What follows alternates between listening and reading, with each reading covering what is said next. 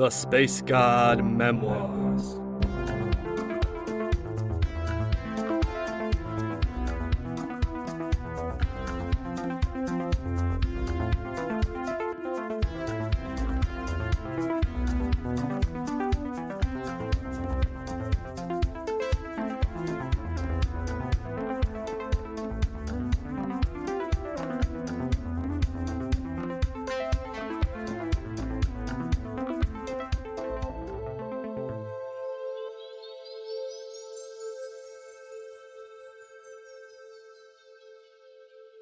Episode 14.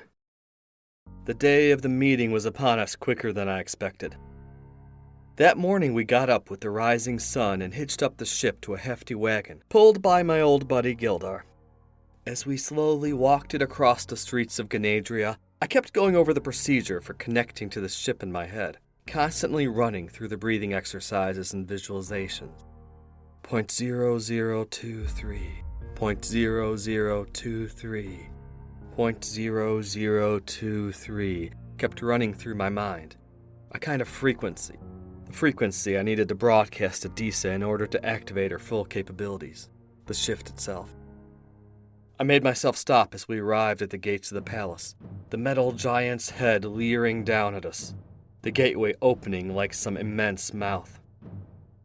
Within it stood 3 knights. 2 of them were quite familiar, Vorse and Jedis, who had accompanied us into town. The 3rd knight was decked out in 2 shades of green armor, and stood a head taller than either of his fellows, also a bit thicker. I guess I recognized him too, Sir Somnar. He was a hard one to forget, and was often seen on patrol in the city. The green knight raised his right hand, and Bird slowed the wagon to a halt. "You are the inventors," he said, his voice deep and growly. "This way. You'll follow me to the central courtyard." The other 2 knights quickly scanned over us and our ship. They both gestured to Somnar, who turned his back on us and led our party into the palace, the other 2 taking position behind us. Then we were inside, the knights guiding us through iron halls where every footstep resulted in a metallic echo. Everything was huge, wide enough to fit our Rusha wagon and ship with plenty of room to spare.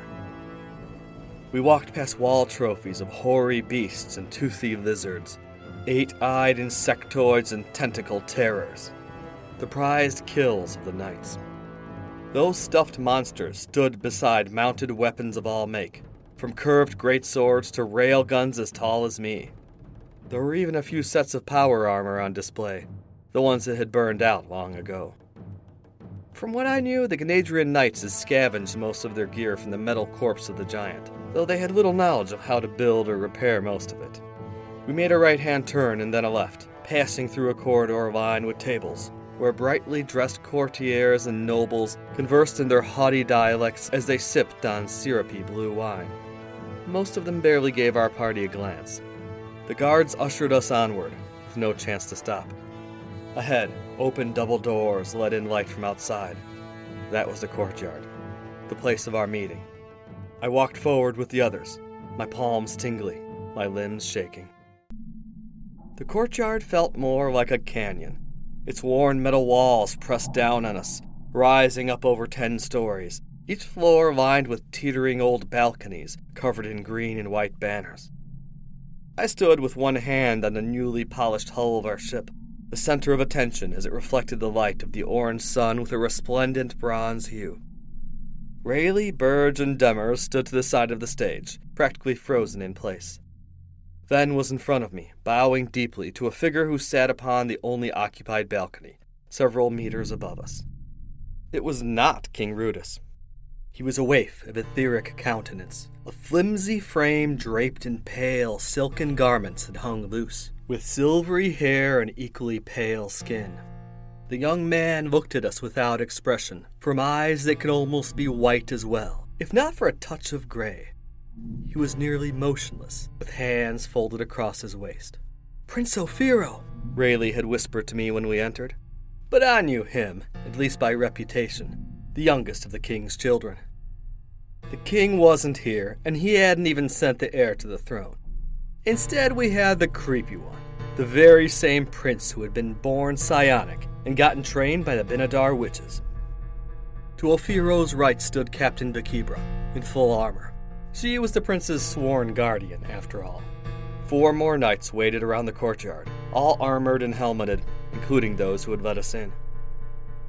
I could feel my legs tensing up, along with my shoulders. I wasn't sure how long we had been here since we had the ship pulled in. It felt like hours, but it might have only been 10 minutes. Everything was silent, save for the slight whistle of the wind down into the courtyard and the whispered groaning of the old metal structure. What was he waiting for? There was hardly anyone here. I had expected to see at least a few advisors up in those balconies, if not the heads of half the noble houses. Where was King Rudis? Was Ophiro waiting on the rest of his family to show up, or just sitting there and reading our minds? Either way, we couldn't legally start without his order. People who disobeyed the royalty had a nasty habit of getting their freedom stripped and being sold off into slavery. So we waited, and I did my best not to fidget. Minutes later, there was finally movement. The iron door behind Ophiro's balcony creaked open, and a figure stepped through, its form and gender cloaked in a voluminous gray robe that went from head to toe. Who the scrag was that? No royal or noble I knew would be caught dead in that monk-like robe. Whoever they were, the robed being stopped, standing directly behind the prince. Bakibra didn't seem alarmed, so not an assassin, I figured. The mystery person reached out a hand from the folds of their robe, placing it on Prince Ophiro's shoulder. I saw him gulp and give a slight nod. Grey Robe pulled back their hand quickly. But I caught a glimpse of it, slender and pure blue, like a clear sky.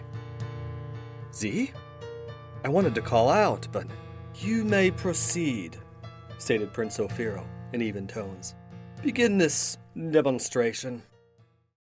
Everyone moved, then stood up from his long-held bow and clattered over to where I stood. Burge circled the ship, glancing over the hull for any last-minute adjustments that needed to be done. Rayleigh consulted her notepad, nodding to herself as she checked numbers. Demmer just wore a bright smile on his skinny face, his tentacle bobbing as he looked over the ship with pride.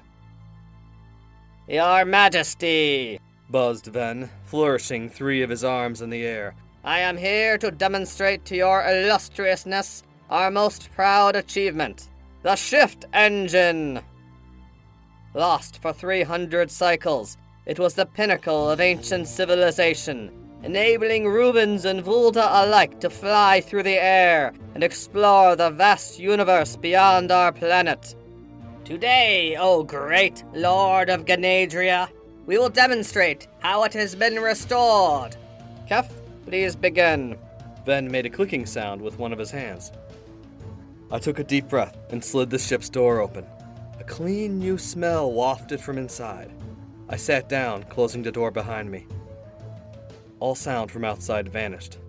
I looked out at the courtyard and everyone in it through tinted glass. It felt like they were far away, in another world. It was just me and Disa now. I could sense it in the back of my mind as I leaned into the chair, a tingle, like it was welcoming me. I reached out my right hand to the depression that was there, inset upon a metal sphere. My hand pressed into it, cool to the touch. I did the same for my left. I let them rest there and closed my eyes, breathing in and out, just like the practice, just like Ven had taught me. Even breaths, in and out. My heart rate felt too fast, thumping in anticipation. I continued the breathing until I noticed it begin to slow. Finally, I was there, calm. I took one final breath out, and as I did so, I pictured my breath leaving through my right hand into the ship. Start, I told it mentally. It began as a spinning feeling, a sensation of invisible things whirling all around me. A moment of nausea, a tinge of vertigo. Then it was all the flow, the feel of being in this moment, in this ship. The console in front of me lit up in blue, highlighting various readings and values. Inner atmosphere, air pressure, altitude, longitude, latitude, and more. All displayed on a screen of radiant light that to my backward mind still seemed almost like magic. There was a hum, ever so slight, coming from everywhere. More so, there was something like the feeling of being watched, of another presence in here with me. Well, here I am, I told myself, in a scragging spaceship, about to fly. I tried to keep a cool head, focusing on the Vulda breathing. Steady, centered. I placed both my hands back into the indentations. They were warm to the touch. As taught, I pictured in my mind an image of the ship going upward. At the same time, I tilted both sticks towards me, just a bit. At first, I wasn't even sure it was working. I couldn't feel movement. But then I looked, and I was level with the prince's balcony. Ophiro sat there, watching intently, the gray-robed figure still behind him. I continued to rise, seeing balcony after balcony pass beneath me. Down below, my friends were as tiny as dolls and growing smaller by the second. An elation rose inside of me. I was flying! I was off the damn dusty ground that had held me my whole life. I was weightless, free. A part of me just wanted to keep going, up towards the open skies, away from this rusted hunk of a palace. No, this was just a demo flight. The ship wouldn't fly that far without more work. There would be plenty of time for extended flight later, after we got funding. I wiped the thought of going up from my mind. The ship stopped rising and there it sat, perfectly still and flat, as if it were resting on the ground. The shift engine at work. I leaned back in my chair for a moment, trying to calm myself again by breathing. I was hovering just above the courtyard. From here I could see the curve of Ganadria Palace's old robot skull frame, the line of ramparts going around it. Beyond that, the city itself spread below, looking like nothing more than a trash heap of old cans and boxes. My view faced north, and my raised vantage point let me see the expanse of dark green forest just beyond the city, and even the edges of that great rift that divided the continent. It was a striking view, but I wasn't here for the views. There was one more test I needed to do, to prove that our little project could really shift vibrations and not just hover. Just like earlier, I told myself, easy. I peeked down again briefly, figuring I was just within range of sight. The prince was probably staring upward, gawking. If this worked, the ship would briefly vanish from view, then reappear. Again, I breathed into the slots, closing my eyes and letting my thoughts drift away with my breath. Eyelids still closed, I pointed my eyes about 20 degrees upward. Shift, I thought, at the same time imagining that very specific number, 0.0023, 0.0023, 0.0023. Then I opened my eyes. I grew acutely aware of a twisting sensation, the feeling of gravity churning and whirling. The shift engine spun the mercury and generated its invisible donut-shaped field. As I looked out the window, spirals of light appeared and disappeared around the ship, little discharges of curious color that appeared and then faded away. I looked out over the lands and up at the sky. It was all so beautiful, as if reality were slowly being pulled away by an invisible force, causing glimmers of energy, light and colored, to drift across my field of vision. Then there was a jump, a hiccup in the shift engine. I looked up at the sky, and the midday sun was gone. The clouds were gone. The blue and yellow hues of Arubis's day were absent. In their place was a yawning void above, filled with radiant forms that I could only describe as geometric, complex patterns of light. The eye of the gods remained. Its spiny form dominated the black sky, a red light at its center blinking knowingly at me. In the expanse beyond the eye loomed vast forms, distant and yet clearly enormous, in numbers beyond counting. Were they beasts of some impossible scale or ships the size of cities? It did not matter. They were terrifying. My prior calm melted away. All I could do was stare at the scene before me, my thoughts frozen by the sheer alien enormity of it all. There was only terror, primal and pure, the feeling of looking upon something beyond your reality, beyond your comprehension. My gaze was drawn to the eye of the gods. Gods! It was looking back. A vision, clear as day, but seen in my mind. The form of a man, flesh like black glass, all spindly and ridged, reminding me of nothing so much as an obsidian skeleton. Raptor talons in the place of hands. His pitiless face was crowned in a mass of spikes, his eyes glowing red.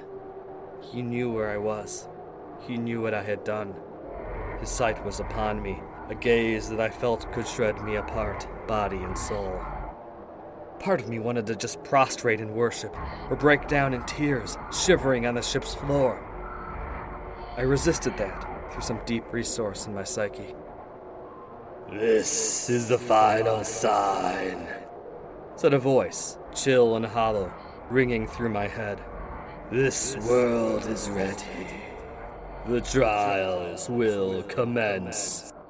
Baseline, I thought, rushing the command into the ship's mind. The vision left me, dissolving into the yellow skies that once more appeared. Within seconds, everything was back to normal, as if the monstrosity I had witnessed was just some damnable dream. I was left with only a pervasive cold that seeped into my bones. Centering myself as best I could, I put my hands on the control orbs and lowered the ship slowly, trying to keep my thoughts on just that, just the present moment. No mad visions, no gods. As I descended once more into the courtyard, the figures of people grew larger. Then I was back on the stage, the ship landing with nothing more than a tap. I closed my eyes, once more touched the handprints on the armrests, breathed out and thought, shut off. My connection to the ship's mind left me like water going down a drain. Thank you for listening to this episode of The Space God Memoirs. Space God is written, performed, and produced by A.M. Arctos. Original musical score by Alpha Colors. Various sound effects created by Industrial Strength Records Incorporated. Please support this podcast by following, rating, and sharing on your favorite social media site. For further info on Space God, its creator, and various other opinions, musings, and thoughts, go to www.spacegodmemoirs.com or follow me on Instagram, Twitter, or Facebook. If you enjoyed the Space God Memoirs, please consider supporting us by becoming a patron. Check out the Patreon link in our description to learn more.